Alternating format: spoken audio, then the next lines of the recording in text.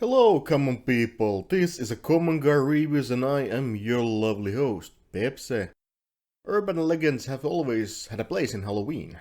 Some of the most classical creatures from Mothman to the Bigfoot are the most stable things to discuss when you are throwing around creepy stories and all that good stuff.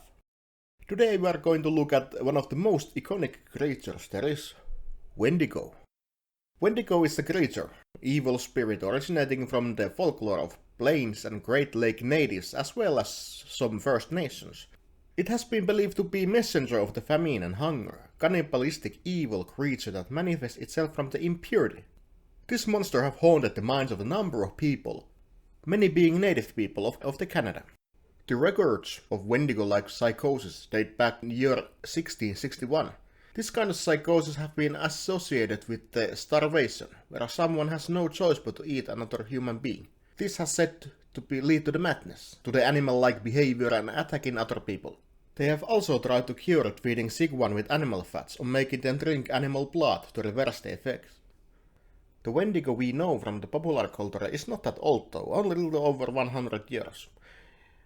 In fact, first appearance in Algernon Blackwood's 1910 novella The Wendigo, said to subtly demonizing rhetoric transforms the Wendigo from native myth to the descriptive template from the Indian savage.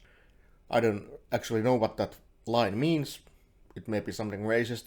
Who knows?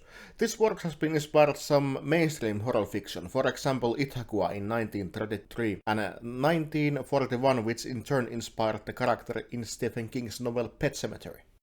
After that the legend was born, and so today we take a quick look at one of the movie including our beloved creature.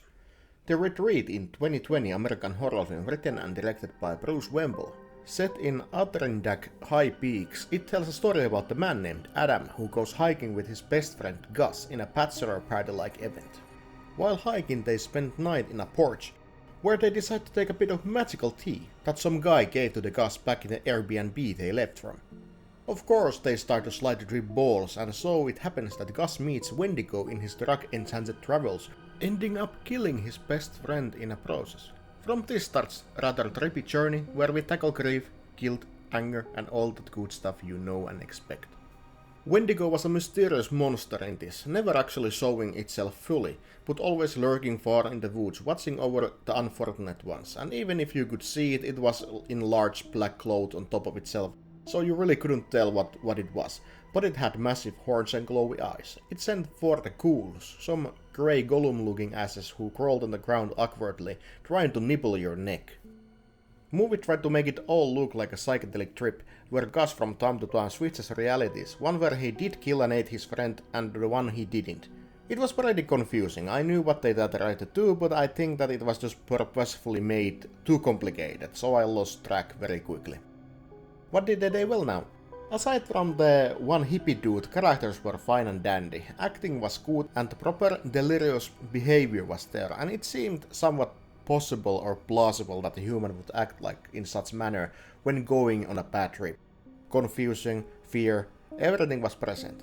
Even if delivery of the change in scenery due hallucinations was rather mediocre, acting patched up the worst places. Sceneries were nice. Mountains and dark woods were perfect for such story. They spent most of the time in there, so it was nice that they matched in the mood. The night was dark, it was cold, and it was really nice contrast when they sat on front of the campfire that actually felt warm. It was nicely lighted up. It's a nice trippy movie overall, that leaves you wondering at the end that did the mushroom-glazed adventure stop or not. Wendigo was an awesome and imposing semi-villain of the story, and certainly a one of the takes what it comes realizing this urban legend on the screen. But this was my review about the resort. I hope you liked it, and next weekend I'll be celebrating Halloween for myself, and after that there is going to be yet another review to keep you people entertained and set the mood. This was Common Guy Reviews, and I am your lovely host Pepsi, and I'll be creeping around you very soon. Goodbye.